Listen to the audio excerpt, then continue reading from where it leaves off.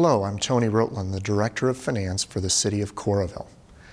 And I'd like to share with you some information about the FY17 budget. That's the budget that will run from July 1st, 2016 through June 30th, 2017.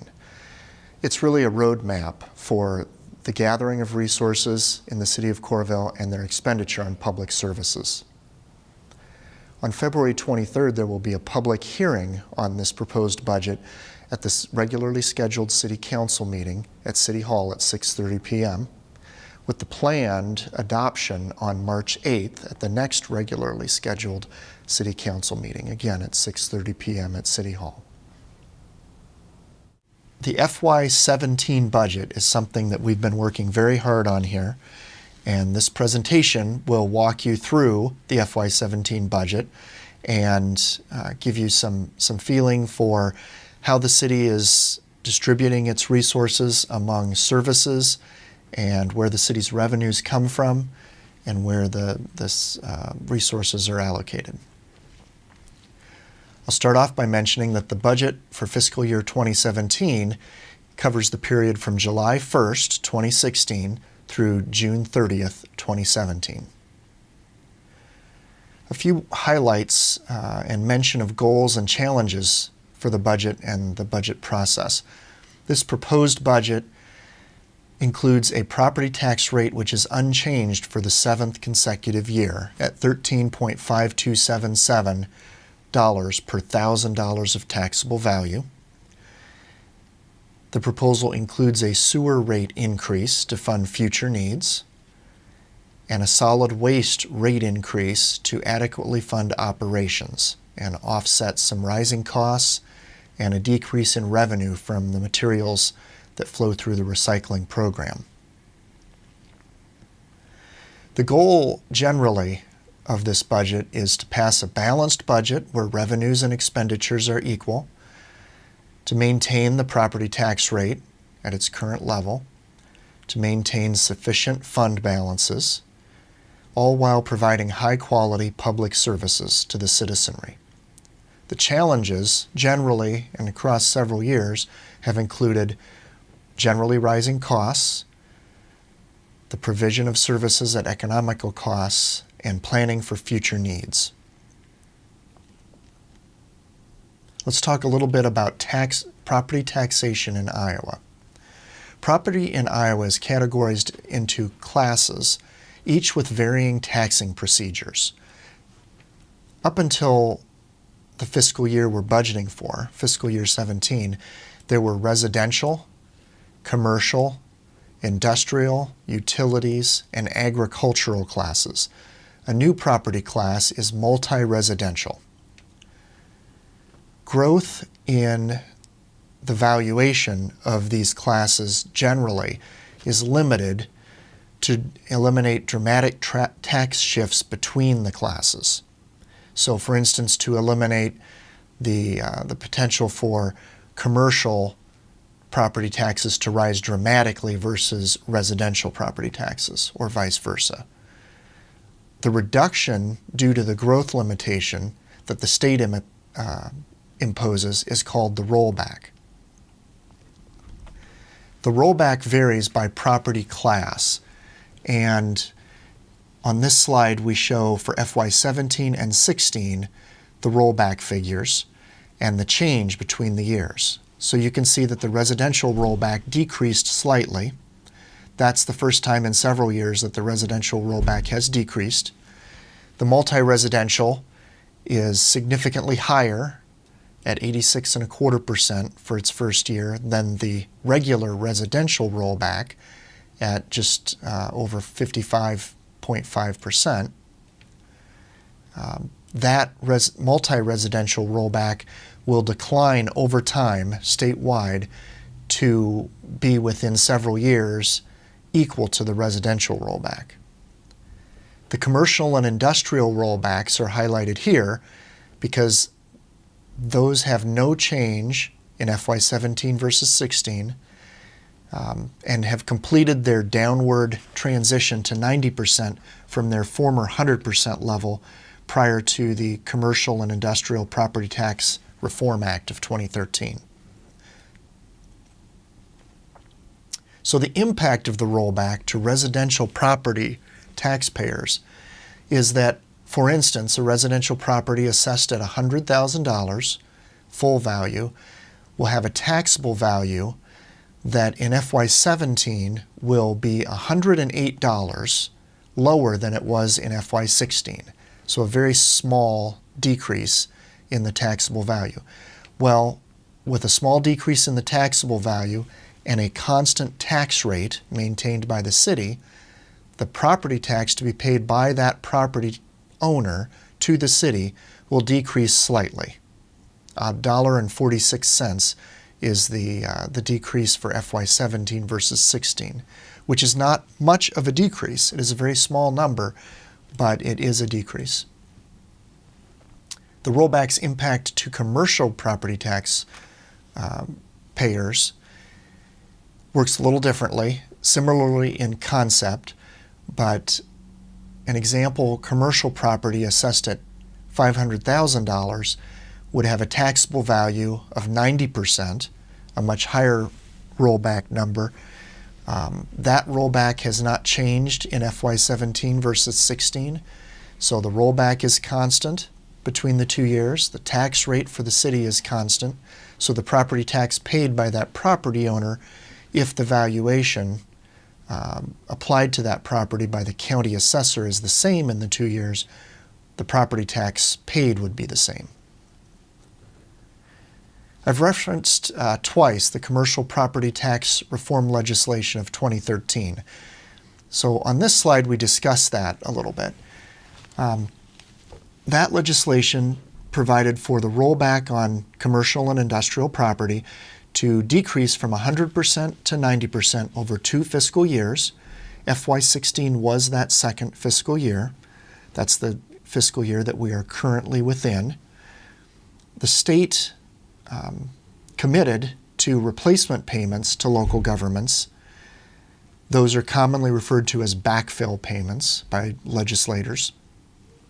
That legislation does not sunset, and the backfill payments represent a standing appropriation in the state budget, meaning that specific action would need to be taken by the legislature to not appropriate that backfill to cities, counties, and schools.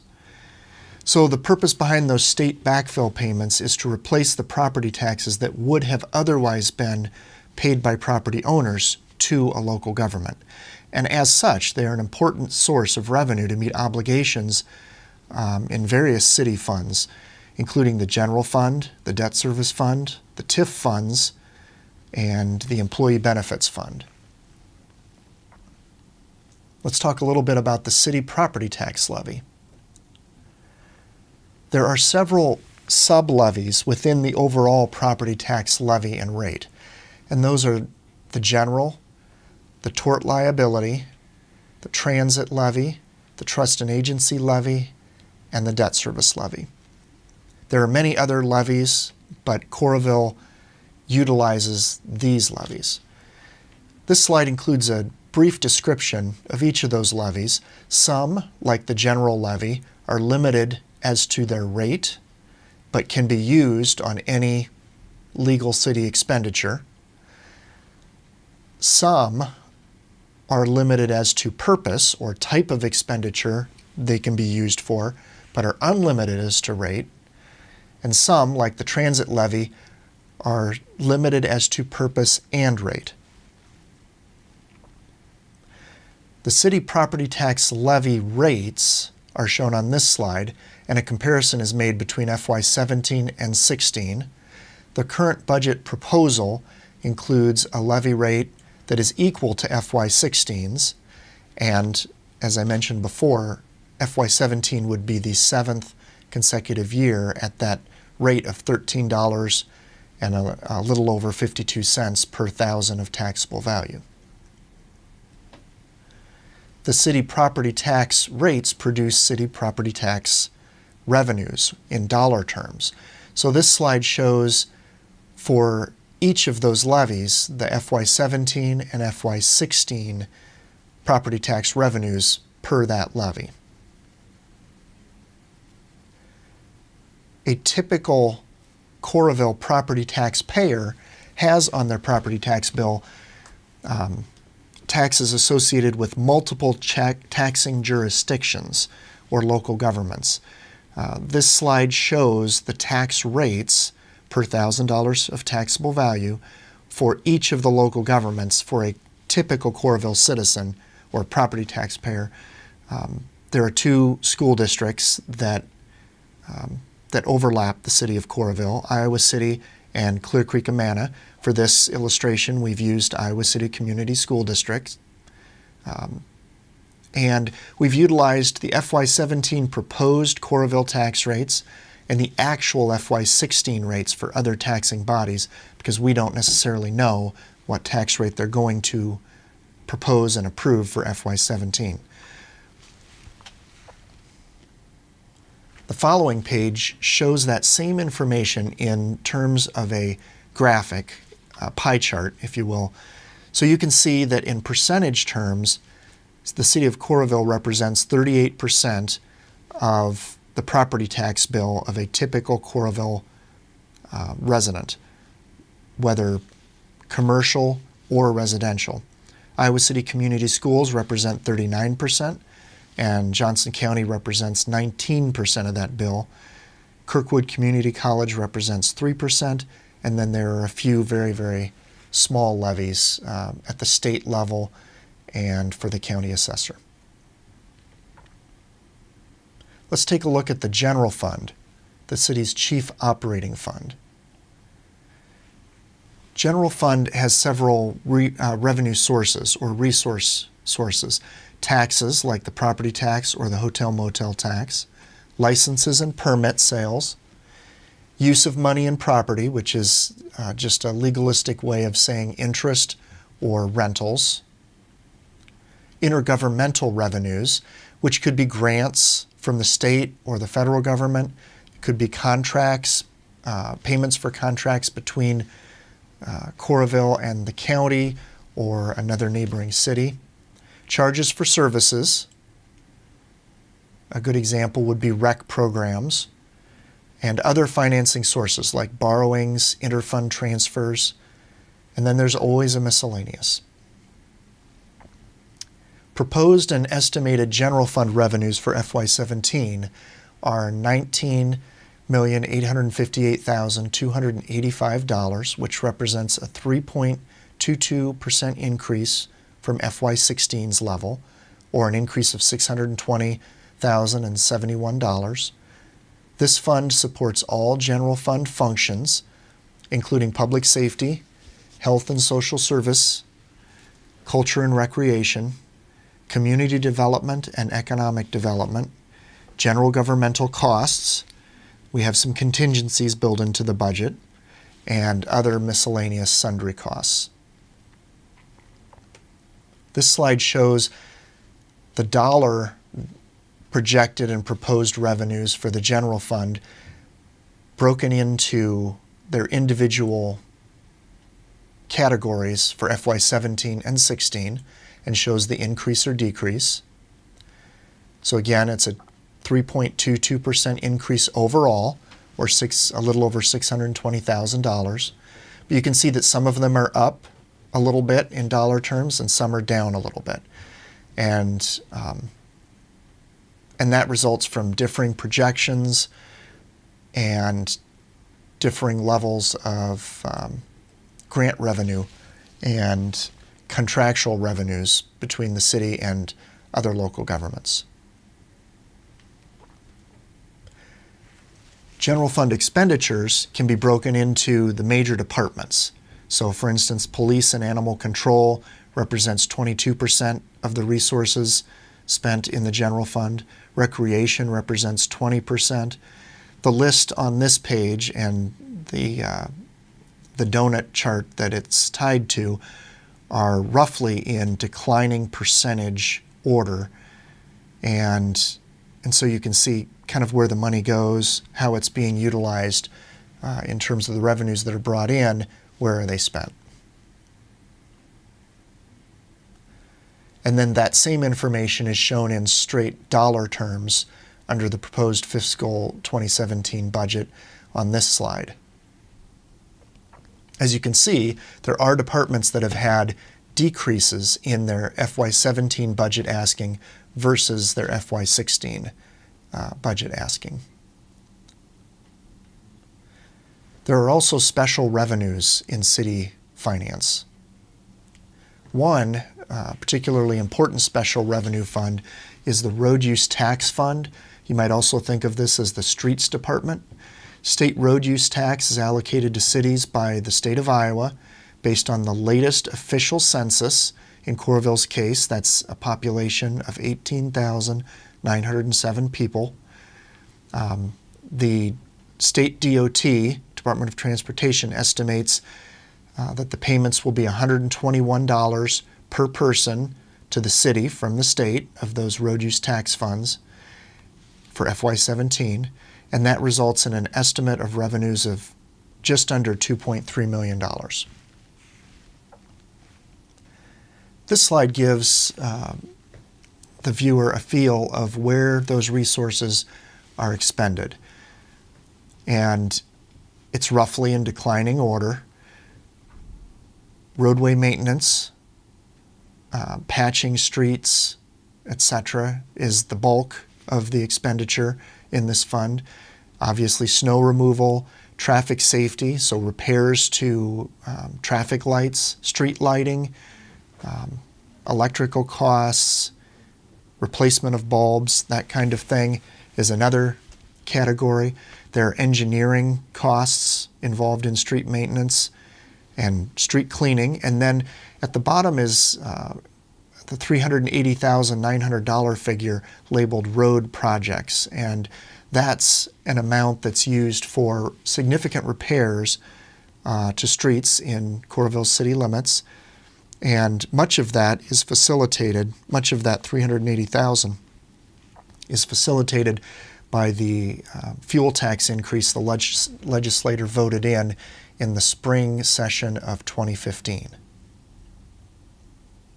The city has various enterprise funds, sometimes called proprietary or business type funds. Things like transit, stormwater, water, sewer, parking. We anticipate no change in the rate structure for the public transit, water, stormwater, or parking enterprises. There is a proposed rate increase for the sewer enterprise to fund improvements and accommodate growth for the next 20 years. Each year we review those rates, as we do all of the other rates at the city. There's also a proposed rate increase for solid waste or garbage or trash pickup, and that's to provide sufficient funding for operations. This slide shows the sewer and solid waste rate changes. It shows the current monthly rate and the proposed monthly rate at the top. So you can see that the sewer base fee is going up $1. The sewer additional 100 cubic feet fee or volume charge is going up somewhat less. And the solid waste base fee is going up $1 a month, but the container fee for solid waste is staying the same. Then we take those existing and proposed rates, and based on a 400 cubic feet per month user of water, which is a typical household in Coralville, we show the monthly costs for sewer and then for the solid waste fees on the bottom half of this slide. An overview of the enterprise funds is included here as well. What you'll notice about the revenues and expenditures and transfer out columns for each of the enterprises is that all but two have a situation where the revenues are slightly over the expenditures and transfers out. And transfers out for the enterprise funds are just another version of an expenditure in public fund accounting. So the two exceptions to that are wastewater and transit. For wastewater, you'll see that the revenues are significantly higher than the expenditures. The city is in the process of raising the rates and saving those funds each year for contribution to the sewer plant, treatment plant improvements, which will be started in the fall of 2016 and completed in fiscal year 2020. In transit, you'll see that the expenditures are significantly higher than the revenues. And that difference is due to the fact that the city is planning to replace several buses. Several of the buses are over 20 years old, and there will be grant funding for the bulk of that expenditure from the Federal Transit Administration. However, there is a local match requirement. The city has been saving up funds on reserve for this expenditure and will expend them this year. And that represents the difference. FY17 will see activity on at least 3 notable capital projects. One is the Clear Creek South Flood Wall Phase 2. This is the city's final piece in its flood protection program. This project is funded through an agreement with the Iowa Flood Mitigation Board. A portion of the existing state sales tax revenue generated within Coralville is allocated to the city to use for the project. That flood wall project runs along the south side of Clear Creek from the First Avenue Bridge westward to the Highway 6 bridge, where Clear Creek passes under Highway 6. Rotary Camp Park is being expanded. The city secured an additional 15.5 acres of wooded land along Camp Cardinal Boulevard, south of Highway 6. The city utilized a grant, what's called a REAP grant, under the State Resource Enhancement and Protection Program, and some connection fee credits to purchase that additional 15.5 acres. And then the First Avenue improvements between 6th Street and 9th Street, which is the final phase of the First Avenue project south of Interstate 80. That is a multi-year project, and you will see activity there over several years.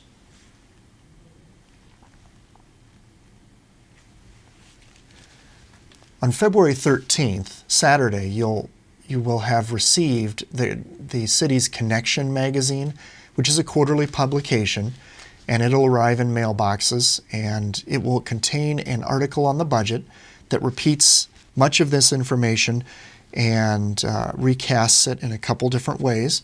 Hopefully that will be of interest and helpful in your understanding of the budget. In addition, on February 23rd at 6:30 p.m. at City Hall will be a public hearing of the Mayor and Council on the budget for FY17.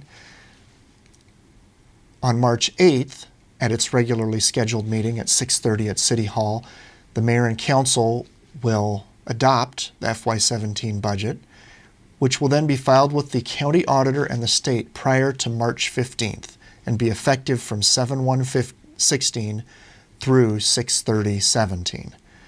An overview of this budget is also available at www.coralville.org/finance/budget, or at City Hall, at the Public Library, or if you're seeing it on Coral Vision, then you're hearing my voice right now. If anybody has questions on the budget or would like more information, feel free to give Kelly Hayworth a call or email, myself, Tony Roetlin, a call or email, or just call the main number at City Hall, and we will get your questions answered or get you the additional information that you require. I'd like to say a thank you to the department heads at the city administration, the mayor and city council, generally the city staff and employees, and then you, the citizens of Coralville, for all that you do in many ways in terms of the budget process, and especially to the citizens of Coralville in terms of your interest. And if you have questions or would like to have additional discussion or get additional information, contact City Hall and we will get you what you need. Thank you very much. Well, thank you for joining us for a discussion of the fiscal year 2017 budget. And if you'd like to learn more about the budget, or if you have questions or suggestions related to the budget, please contact City Hall. You can contact myself, Tony Roetlin, Director of Finance, Kelly Hayworth, City Administrator, Ellen Hobble, Assistant City Administrator. You can just call the main number at City Hall and we can all be reached in that manner, or via email. Printed copies will be available at City Hall. There's a presentation on the city's website, and there will be copies with the city clerk and available at the public library. I will remind you that we have the public hearing on February 23rd here at City Hall at 6:30 p.m. and the planned adoption is at the March 8th City Council meeting at 6:30 p.m. as well. Thank you very much.